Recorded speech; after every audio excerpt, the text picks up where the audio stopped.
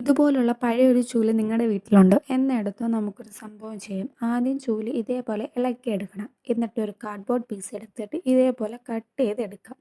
എന്നിട്ട് ഏതെങ്കിലും ഒരു പേപ്പർ എടുത്തിട്ട് നീളത്തിൽ കട്ട് ചെയ്തിട്ട് ഇതേപോലെ നടുക്ക് ഒരു സർക്കിൾ വരച്ച് ആ ഭാഗം വെട്ടിക്കളയണം.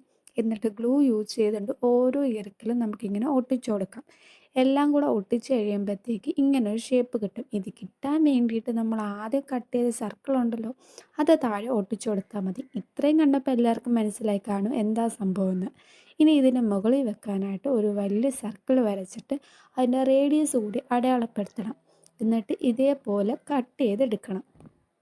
ഞാൻ ഈ കാണിക്കുന്ന പോലെ മടക്കി കഴിഞ്ഞാൽ നമുക്കൊരു കോൺ ഷേപ്പ് കിട്ടുവേ.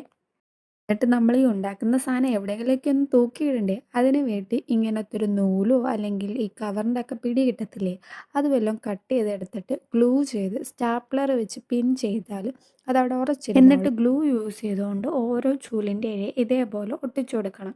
എല്ലാം ഒട്ടിച്ചതിന് ശേഷം ഈ അധികം നീളത്തിൽ കിടക്കുന്നുണ്ടല്ലോ, അതൊന്ന് ലെവലിൽ കട്ട് ചെയ്തെടുത്താൽ മതി. എല്ലാം ചെയ്ത് കഴിയുമ്പോഴത്തേക്ക് നമ്മുടെ സംഭവം ഇവിടെ റെഡിയാവും. എങ്ങനെയുണ്ട് നമ്മുടെ കിളിക്കോട്? കാണാൻ നല്ല രസമല്ലേ? ഇതെല്ലാം കൂടെ ചെയ്ത് തീരാൻ എനിക്ക് കുറച്ച് സമയമെടുത്ത്. പക്ഷെ ഫൈനൽ ലുക്ക് കാണാനുള്ള ആഗ്രഹത്തിൽ അങ്ങ് ചെയ്ത്. എങ്ങനെയുണ്ട് സംഭവം? നല്ല രസമല്ലേ? ഇതെല്ലാം കഴിഞ്ഞിട്ടുള്ള എൻ്റെ ടേബിളിൻ്റെ അവസ്ഥയാണിത്.